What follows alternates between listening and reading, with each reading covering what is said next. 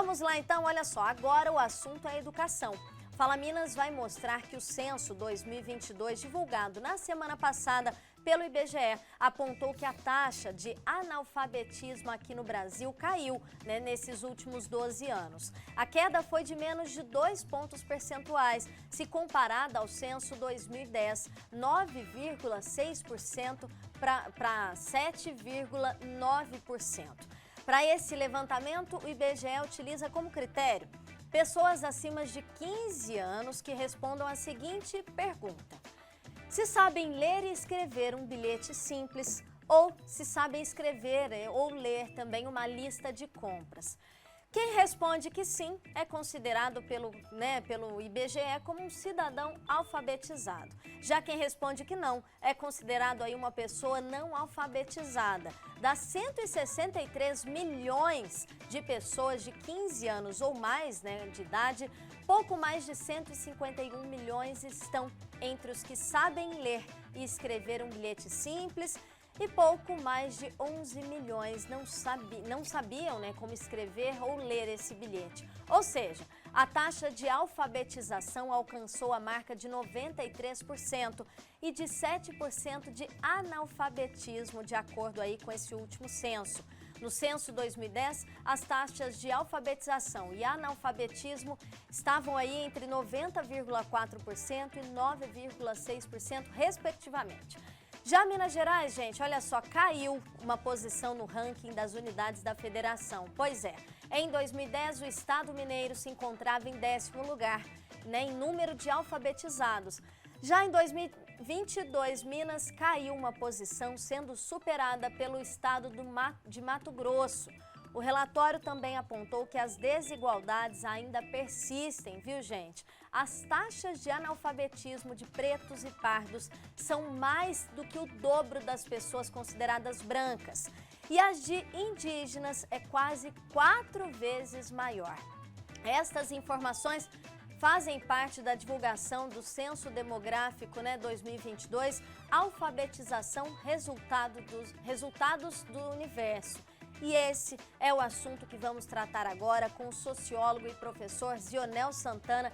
Bem-vindo ao Fala Minas, Zionel. Obrigado, eu agradeço o convite. É sempre bom discutir esses temas relacionados à educação.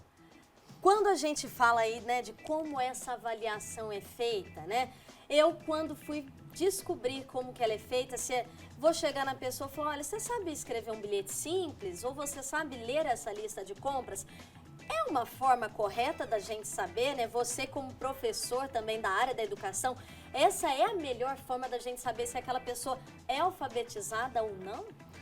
O critério da metodologia usada pelo IBGE nesse governo é da autodeclaração, Então você pergunta se sabe ler e escrever, e o entrevistado disse sim e não. E depois ele divide, sabendo se é capaz de ler uma lista de compra, uma bula de remédio, outra coisa nesse sentido, ele disse sim e não.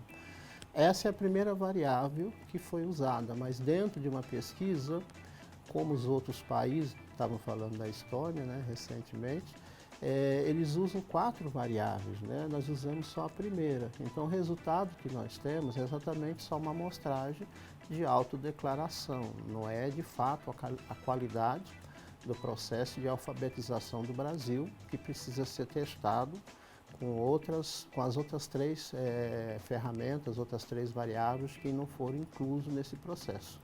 Essa, então, a gente pode dizer, é uma tiragem de números e não reflete a realidade verdadeira dentro das escolas e fora das escolas também, Porque a pesquisa aí trata de 15 anos ou mais. 15 a 65.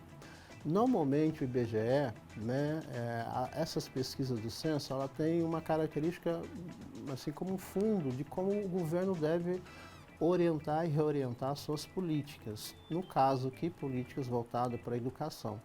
Então, a partir desses dados, pode-se até se questionar, e nós temos que fazer inferência para poder interpretar esses dados, mas daqui para frente o governo vai alterar suas políticas em relação à educação. O que nós vimos, existe uma média nacional de 96%, 93% da alfabetização, e depois nós temos algumas particularidades que alguns estados não atingiram essa média e estão muito abaixo.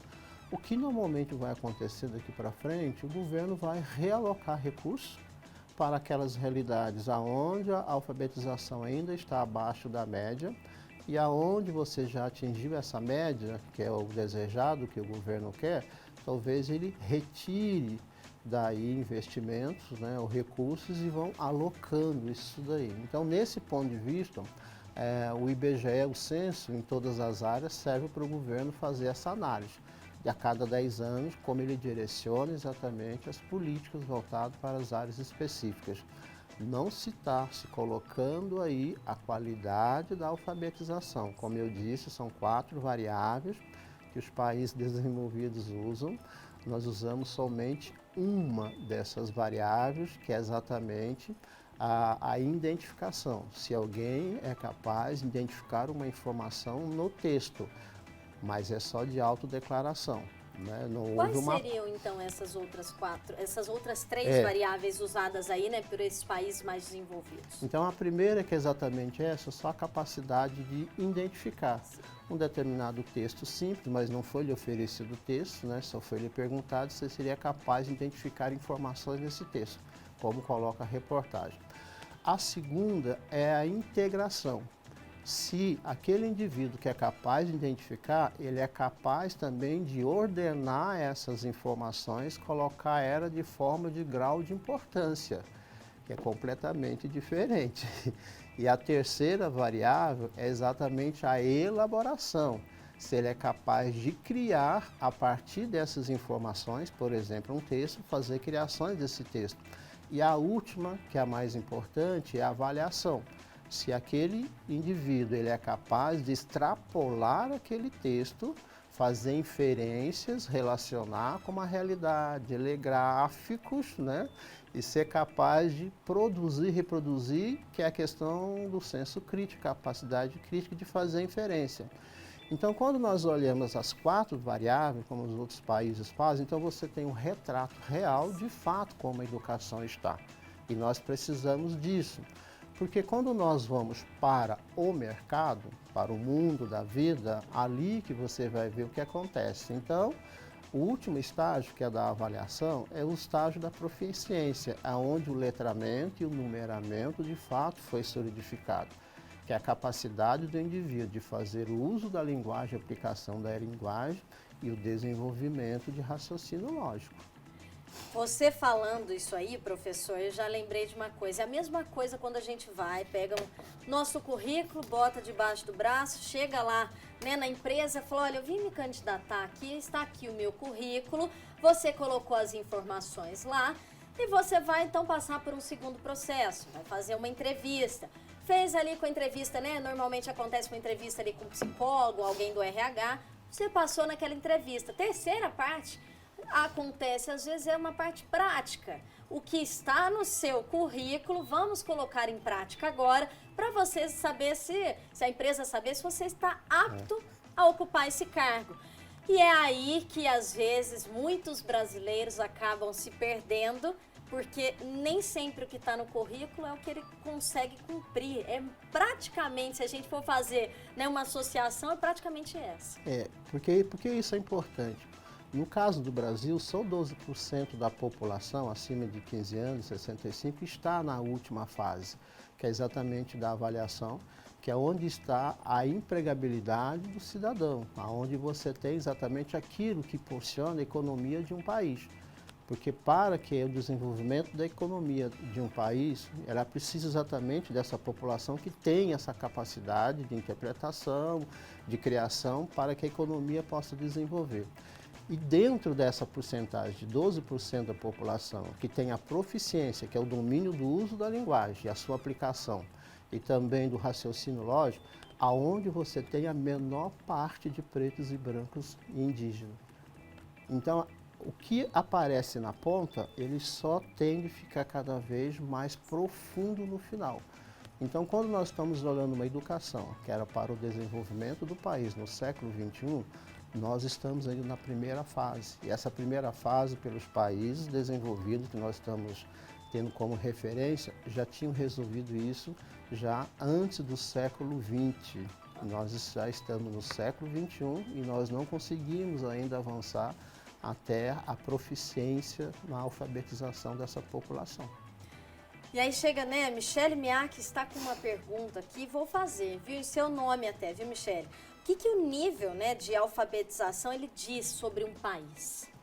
Primeiramente, é como cada país, no nosso caso, o nosso projeto de educação, que é um projeto de sociedade. Então, a primeira pergunta que se faz, como dizia Darcy Ribeiro, qual é a sociedade que nós queremos? Porque não tem como você desenvolver, projetar uma sociedade se você não tem um projeto de educação que é a base. Então, nós temos que rever, né, primeiro, que sociedade nós queremos competir, né, com o mundo, né? Vimos aí a questão das tecnologias. Nós temos que rever, então, o nosso projeto de educação. E que começa com as políticas públicas voltadas para a educação. Então, há muita coisa para ser revista nesse sentido. É um leque muito grande. Quando a gente fala de educação e políticas públicas, o leque ele é extenso, ele é interminável se a gente for pensar por esse lado.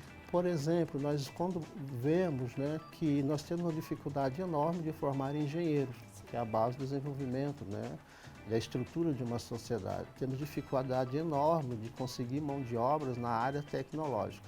Só que essas duas áreas, por exemplo, precisam de uma proficiência do uso e do domínio da linguagem e do raciocínio lógico. Por isso nós estamos em falha. Então, quando chega no ensino superior, a base não foi bem feita, né? Então nós temos dificuldade. Então o país ele é dependente de mão de obra, que essa mão de obra então ela não foi preparada pela educação básica. Os indivíduos chegam no ensino superior ainda não são proficientes naquilo que é a base do desenvolvimento da ciência, da pesquisa e da economia de um país. O quanto a educação pode refletir no nosso amanhã, né? Essa é tudo que o Zionel falou agora, eu fiquei pensando quanto isso pode ser arriscado para o nosso futuro mesmo, quando a gente forma esses profissionais que ainda não dominam muito bem nessas ferramentas. E olha só, eu anotei aqui, né, para vocês terem uma ideia, né? Sul de Minas, norte de Minas, Zona da Mata e Campo das Vertentes, né, que é a nossa área aí de cobertura do Fala Minas, quais são as cidades que lideram, né, com relação à alfabetização, viu, gente? No sul de Minas, a minha querida Poços de Caldas, não vou jogar muito peixe não, viu, Michele? Mas Poços de Caldas vem primeiro aí na região do sul de Minas quando a gente diz de alfabetização. 97,76% da população é entre 15 anos ou mais é alfabetizada, né, através, né, de acordo com o IBGE. No norte de Minas, temos a nossa querida Montes Claros, o pessoal aí do norte de Minas, olha, 95,67% dos moradores aí dessa faixa etária de Montes Claros estão aí, né, está aí nessa faixa de pessoas alfabetizadas, de acordo com o IBGE. Lá na Zona da Mata, cidade, Juiz de Fora, pois é, os juiz foranos, né, Michele, que eu falo? Juiz foranos, 97,77% aí estão entre esses alfabetizados. E Campo das Vertentes, quem lidera é São João del Rei, com 97,24%. E dentro do cenário, né, nacional, a gente vê o sul do país, ele entra, né, como o mais alfabetizado, seguido da região sudeste, e o Nordeste e o Norte, eles ficam ali na região menos alfabetizada. Já mostra um pouco esse conflito de sociedade também. É que o processo de alfabetização do Brasil não é um processo cultural, é um processo de fundo social. Por isso as regiões, né, que têm dificuldades econômicas acabam exatamente aparecendo com maior dificuldade. Quando você pega o Centro-Sul, que é de excelência econômica, e o sul do país, elas acabam despontando. E quando pega Minas Gerais, o reflexo é o mesmo. Então, esse fundo social ele precisa ser incluído nas políticas sociais, sem deixar de levar em consideração as outras três variáveis para fazer inferências na qualidade da educação. Agora que nós conhecemos essas três variáveis, a gente vai ficar de olho, né? A gente espera que elas sejam levadas em consideração, porque a gente não quer ver só números, né? A gente sabe, você já explicou muito bem, professor, que o governo depende desses números para direcionar verbas, né, de acordo com a política pública de cada região, de acordo com esses números do IBGE, desse censo. Mas claro que a gente quer que essa qualidade bata também com o número, né? A gente não quer só número, a gente quer qualidade. Sim, porque os reflexos eles são muito claros no desenvolvimento econômico, do índice de desenvolvimento social, né, nosso IDH, porque isso há um desequilíbrio no país. Nós não conseguimos avançar. Nós temos aí uma porcentagem que é interessante, né? É como se nosso time tivesse passado para a primeira divisão, mas não ganhamos o campeonato. Ótimo, eu gosto dessas. Pode comemorar, bom, mas tem muita coisa para fazer. A gente só permaneceu na primeira divisão, mas tem muito ainda para a gente chegar para segurar a taça ali de campeão. Sim, tem muita coisa para fazer. Então, a questão é porque o governo não vai ser a única referência sobre a questão da qualidade da educação, como está aí no processo de alfabetização. É lógico que teremos outros institutos, outras associações independentes que também fazem essa pesquisa no intuito até de apresentar para ser uma referência de debate e reflexão na sociedade. E por outro lado, nós temos aquilo que é prático. O professor já diz para nós como que está essa questão. É como um professor chega numa sala de aula que passa o dever de casa para as crianças, né? E no outro dia ele pergunta, quem que fez o dever de casa? Todo mundo fala, eu fiz, todos fizeram, né? Na hora que ele vai aferir, alguns fizeram. Na hora que ele corrige, poucos fizeram. E desses poucos, outros poucos acertaram. Então ele tem que rever todo o processo da educação ou dos seus objetivos. Se você somar aqueles que não fizeram, os que fizeram errado, você chega até 70%, 80%, que precisa ser incluso no novo processo de rediscussão de ensino. É o que nós temos que fazer. Nós só estamos numa fase onde o governo perguntou se fizeram o dever de casa. Mas nós precisamos aferir qual é a qualidade desse dever que foi feito por essa população. Muito obrigada, viu, Zionel Santana, sociólogo e professor que esteve com a gente, um bate-papo tão gostoso. Ok, eu que agradeço.